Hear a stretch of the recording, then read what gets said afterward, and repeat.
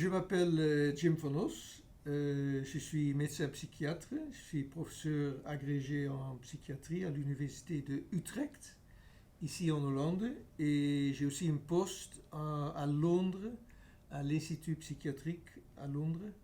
Et il y a longtemps, j'ai travaillé un an en psychiatre faisant fonction, interne faisant fonction à l'hôpital de Vauclair en Dordogne.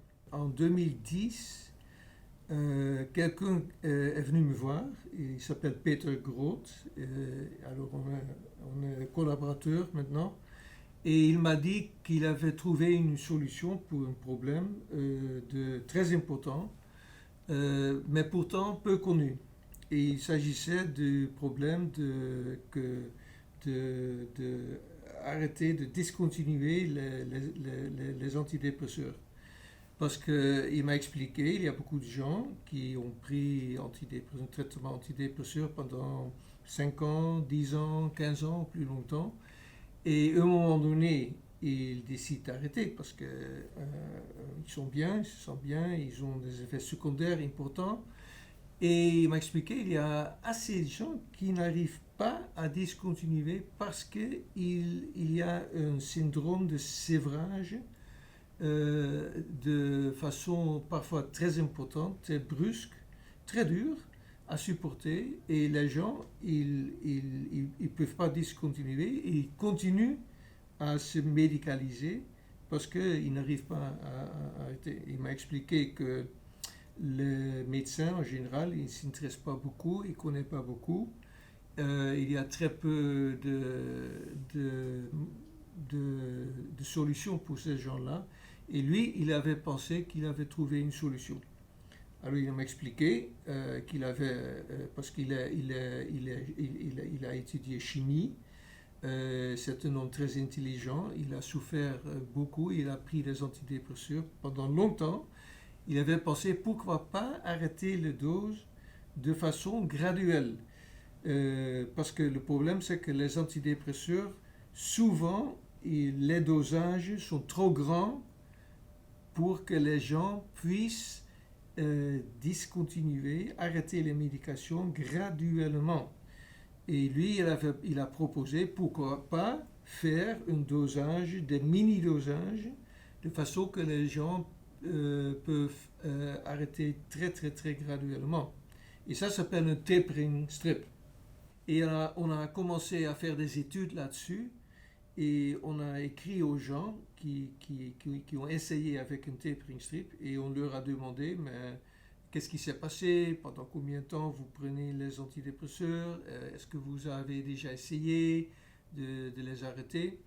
Et on a fait 3 études avec environ 2500 personnes qui ont essayé d'arrêter leurs antidépresseurs avec tapering strip et on a trouvé que c'est une sélection très très très dure de malades avec des problèmes durs qui ont essayé d'arrêter, jamais ont réussi.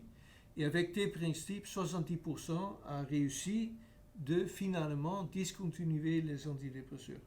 Alors on était très contents et on est allé parler, on est allé se présenter aux assurances ici en Hollande. On a un système d'assurance qui paye pour les traitements, pour rembourser les traitements. Et ils ont dit non, on ne va pas rembourser. Parce qu'on ne connaît pas le problème, c'est pas grave.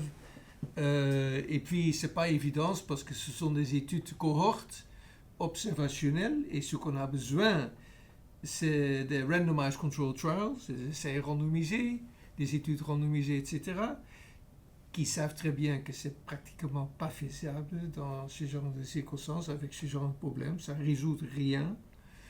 Et les mini-dosages, en fait, c'est un nouveau médicament, ils ont dit. C'est pas, ils considèrent que ce n'est pas un médicament qui existe déjà, mais seulement on fait des mini-dosages. Pour eux, faire des mini-dosages, c'est la même procédure d'introduire un nouveau médicament sur le marché en Hollande. Alors c'est une façon très efficace de ne pas pouvoir rembourser parce qu'ils disent non, c'est un nouveau médicament, il faut avoir une procédure qui prend des années, introduire sur le marché.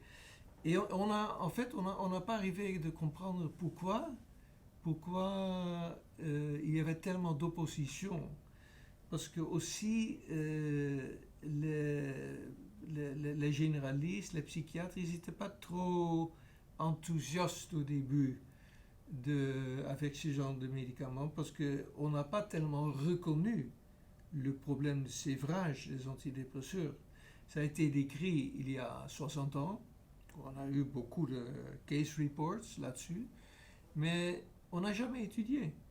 On n'a jamais étudié de façon systématiquement combien de gens, pourquoi il y a un sous-groupe avec des syndromes de sevrage très très très sévères et comment il faut le traiter. On n'a jamais examiné, jamais. Pendant 70 ans, 60 ans, on n'a pas étudié dans la psychiatrie. Alors, on n'était pas trop, parce que c'est un peu un blâmage en fait, ça aussi.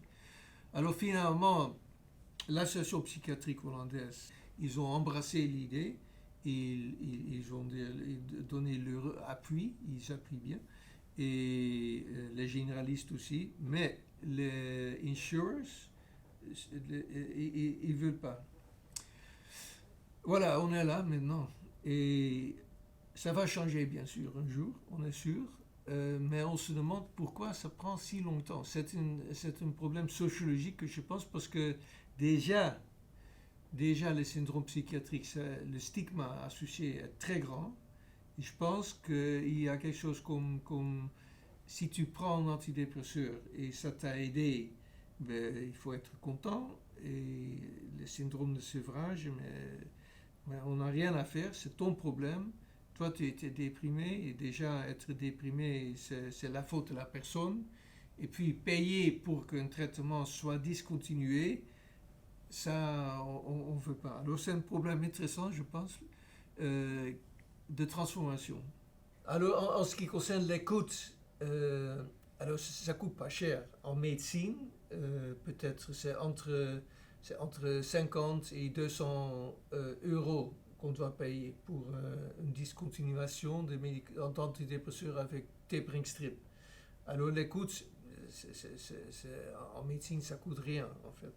Et pourtant, pour les assureurs, ils disent que s'il y a tellement de gens, s'il y a 100 000 ou 50 000, c'est beaucoup. Et l'écoute, ensemble, ça peut coûter considérablement.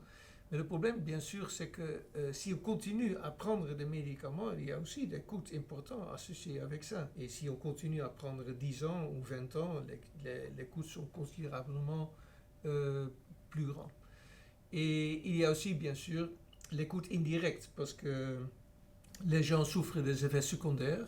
Alors, en tout, les coûts, en ce qui concerne pour les biens communs, c'est le business case pour le tapering strip est très avantageux. Très avantageux. Coût direct, un peu moins, c'est un peu moins direct, mais aussi il y a un avantage là. Mais pour expliquer tout ça, c'est difficile parce qu'on est tellement fixé sur le budget de cette année-là et c'est seulement ça qu'on peut voir, que c'est très difficile de faire passer les gens un peu plus large en ce qui concerne l'écoute. Le changement et la force opposée sont tels qu'il faut être patient.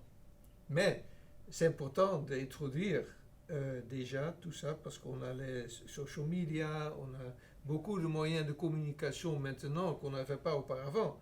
Alors si avec l'énergie qu'on a maintenant, je pense qu'on peut introduire des changements beaucoup plus rapides. Je vois changer les choses parce que les consommateurs, les patients, ils sont mieux informés aussi parce que il y a beaucoup de community online où les gens se rencontrent, qui existaient déjà il y a 10 ans, où les gens s'aident entre eux pour discontinuer antidépresseurs, pour s'informer, comment faire, comment prendre et tout ça.